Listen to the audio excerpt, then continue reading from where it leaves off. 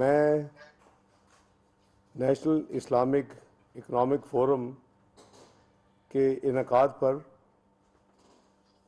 جناب مفتی منیب الرحمان اور ان کے ساتھیوں کو دل کی گہرائیوں سے مبارکباد پیش کرتا ہوں، کیونکہ ملک بھر سے بینکنگ، فائنانس، اکنامکس، ریگولیٹرز، شریعہ ایڈوائزرز، علماء کرام اور بزنس کمیونٹی کو اس فورم پر جمع کر کے غور و فکر کا موقع دیا گیا کہ پاکستان میں اسلامی نظام معیشت کا لائحہ عمل کیسا ہوگا، کس طرح ہوگا اور اس کے لیے کیا اقدامات کرنے ہوں گے۔ یہ ایک ایسا سبجیکٹ ہے جو کہ میرے دل کے بہت قریب ہے، اور میری خواہش بھی ہے، دعا بھی ہے کہ ہم جتنی جلدی ہو سکے اپنے پیارے ملک میں سود کے نظام کا خاتمہ کریں۔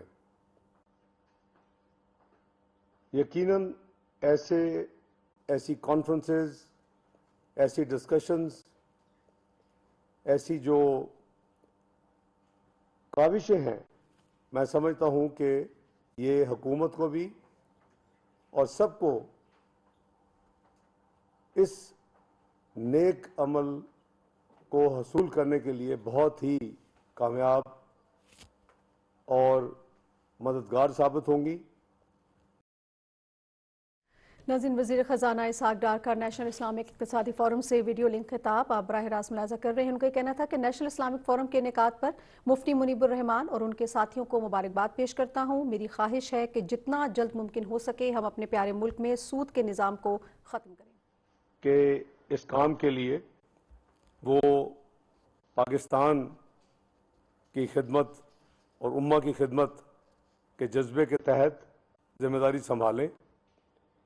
میں نے ایک ڈپٹی گورنر اسٹیٹ بینک کو اس کام کے لیے خصوصاً سعید احمد صاحب کو یہ چیلنج اور یہ ذمہ داری دلوائی، اور میں ابھی اسکرین پر دیکھ رہا ہوں کہ ان کو جو اسسٹ کرتے تھے اس کام کے لیے سمر یہاں بیٹھے ہوئے ہیں، جو کہ اس کی جو لاجسٹکس اور اس کا جو کور مدد ہے کرنے کے لیے، ان کو مدد دینے کے لیے یہ اس وقت بھی اس میں شامل تھے۔ مجھے خوشی ہے کہ کنٹینیوٹی ہے اور یہ بیٹھے ہوئے ہیں۔ میں نے کوشش کی کہ جو کچھ بھی حکومت جتنی تیزی سے کر سکے، مثلا ٹیکس کی مساویت نہیں تھی، اس کو حل کیا گیا، اسپیشل امینڈمنٹ کی گئی، جو سیکیورٹی ایکسچینج کے حوالے سے جو اقدامات تھے وہ کیے گئے۔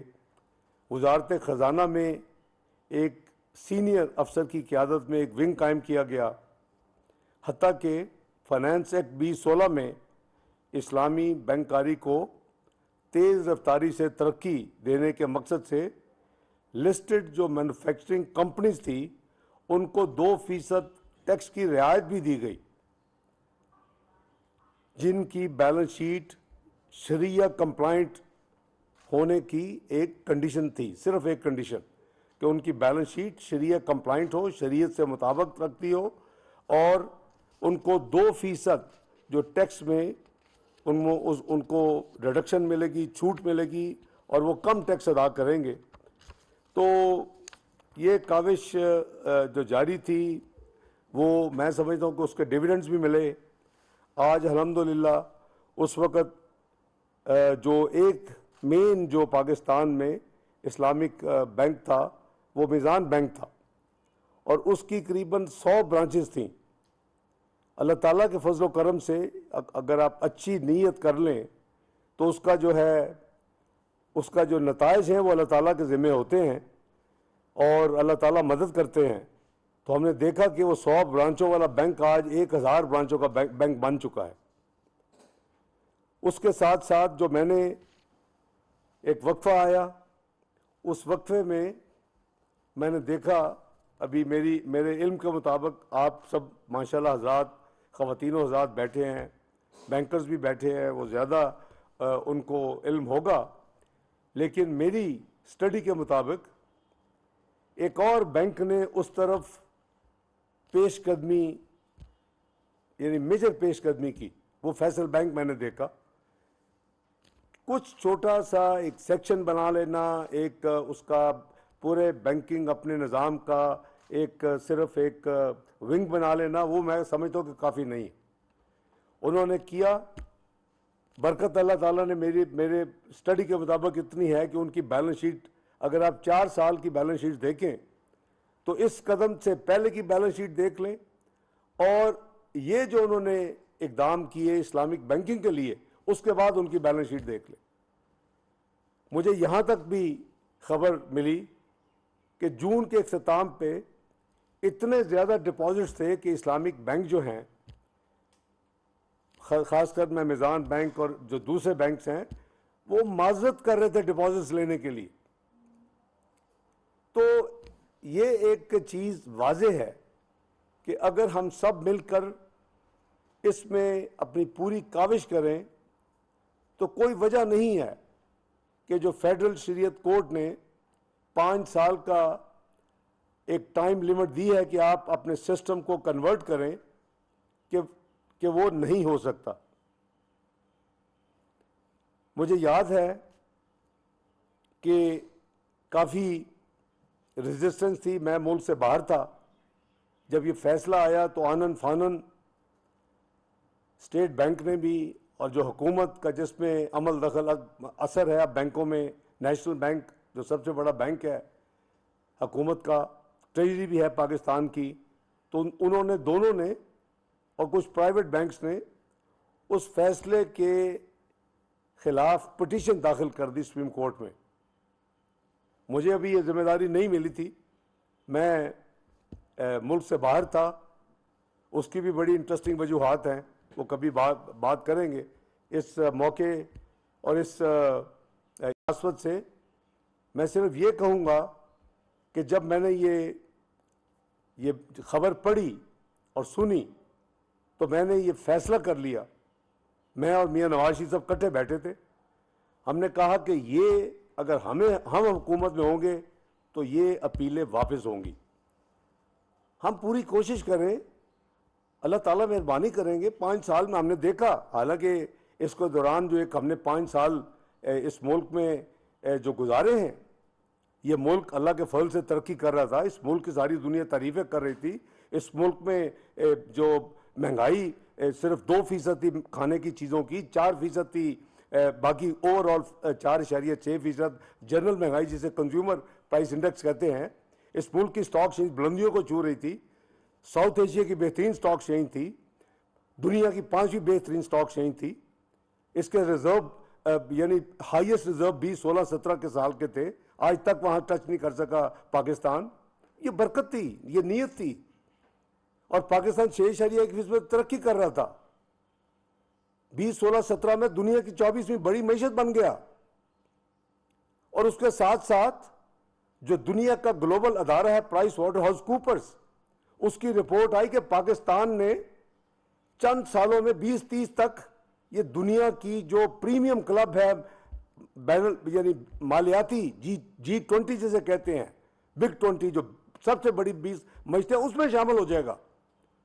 اس ملک کی بدقسمتی ہے کہ 5 سال کے تجربوں نے اس ملک کو وہاں لا کے کھڑا کر دیا کہ 2022 میں یہ دنیا کی 47ویں معیشت بدقسمتی بن چکا ہے. کہاں یہ 24ویں معیشت تھا, کہاں یہ 47ویں معیشت بن چکا ہے. 2021 میں 41ویں معیشت تھا, 2022 میں 47ویں معیشت بن چکا ہے. یہ جو آج آپ مہنگائی دیکھ رہے ہیں, جو آپ آج یہ افراتفری دیکھ رہے ہیں, جو آج آپ یہ ایل سیز کے کمپلینٹ سن رہے ہیں, یہ سارے کا سارا میں سمجھتا ہوں کہ ایک مس مینجمنٹ, مس گورننس کا ایک نتیجہ ہے, اور ہمیں سبق سیکھنا چاہیے, اللہ سے توبہ کرنی چاہیے. تو میں coming back to the main point کہ میں اور میاں نواز شریف لنڈن میں تھے, اور ہم نے فیصلہ کیا کہ جتنی جلدی ہو سکے گا ہم اس اپنے اوریجنل جو فیصلہ تھا اس کو ریوائز کریں گے, اور ہم اس پہ عمل درآمد کریں گے. اللہ کو منظور تھا کہ چند ہفتوں میں تباہی اتنی ملک میں ہو چکی تھی معیشت کی کہ مجھے دنیا میں میں نہیں سوچ رہا تھا کہ مجھے اتنی جلدی پھر کہا جائے گا کہ آ کے آپ چوتھی دفعہ یہ ذمہ داری سنبھالیں.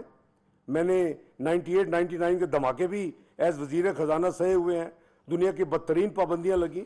کس کو یہ پسند تھا کہ پاکستان ایک اسلامی فلاحی مملکت, سب سے یعنی لیڈنگ قوت اور دنیا کی چھٹی بہترین فوج, کہ وہ جو ہے وہ ایک ایٹمی قوت بن جائے؟ کسی کو پسند نہیں تھا. اس کے بعد ہم نے اس زمانے میں اس کے بعد اس کو مثالی قوت بنایا. یہ اللہ تعالیٰ کے فضل و کرم سے اللہ تعالیٰ نے ہمیں دی. یہ تو قرآن حکیم کہتا ہے کہ آپ اپنے گھوڑے اور اسلحہ اور اپنی ہمیشہ جنگی تیاریاں رکھیں. اگر آپ کو خدا نہ خواستہ کہ دشمن کو یہ موقع نہ ملے سوچنے کا کہ آپ کے اوپر میلی آنکھ کی طرف دیکھیں, تو ہم نے وہ کام کیے ہوئے ہیں. اور الحمدللہ ابھی جب دوبارہ 2013-14 میں بھی یہی تھا, میکرو اکنامک اسٹیبل کنٹری دنیا میں پاکستان ڈکلیئر ہو چکا تھا. پاکستان کو 6 سے 7 مہینے میں ڈیفالٹ, جو کہ آج کل پچھلے کئی مہینوں میں ہر بندے کے زبان پہ وہی ہے, تو وہ اس وقت یہ اپنے نہیں انٹرنیشنل ادارے ڈکلیئر کر چکے. اللہ کا فضل ہے, جون 2013 میں ہمیں اللہ نے موقع دیا, ہم نے وہ تمام چیزیں جو ہے اس کو ناکام ثابت کی اور اللہ تعالیٰ نے کی, اور ہم 2016 میں وہاں پہنچ کے جہاں ساری دنیا پاکستان کی معیشت کی تعریفیں کر رہی تھی, اور پاکستان کو G20 کی شمولیت کی پروجیکشن ڈاکومنٹڈ ہے, ہو چکی تھی. تو یہ میں سمجھتا ہوں, تو اسی لیے جو ہی میں واپس آیا, ہم نے آتے پہلا جو چند ہفتوں میں نے کام کیا, میں نے جناب گورنر اسٹیٹ بینک کو یہ میں نے ان کو ایڈوائز کیا کہ آپ فوری طور کے اوپر یہ جو آپ نے پٹیشن داخل کی اس کو واپس لیں, اور نیشنل بینک کو بھی یہی ایڈوائز کیا. میں ان دونوں کا مشکور ہوں.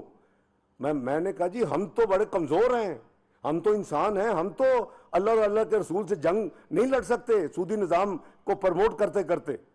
کم از کم ہم سرنڈر کریں, ہم کوشش کریں, اور آج یہ کاوش جو ہے اسی کے طرف ایک پیش قدمی ہے جو آپ آج کر رہے ہیں. اور ایسی چند سٹنگ ہوگی انشاءاللہ, اللہ تعالیٰ برکت ڈالیں گے, اور یہ پاکستان 5 سال کیا شاید اس سے پہلے ہی اپنے پورے نظام اسلامی نظام پہ یہ کام شروع ہو جائے, مکمل ہو سکے یہ کام جو ہے. تو انشاءاللہ اللہ تعالیٰ نے جو بھی ذمہ داری دی ہے اس کو اس لحاظ سے میں سمجھتا ہوں کہ ہم سب امین ہیں, اور یہ ہمارا فرض ہے اسلامی کہ ہم پوری کوشش کریں کہ یہ مقصد جو ہے اس کو حل کریں, کیونکہ اس سے برکت بھی ہوگی اور اس سے انشاءاللہ کامیابی بھی ہوگی.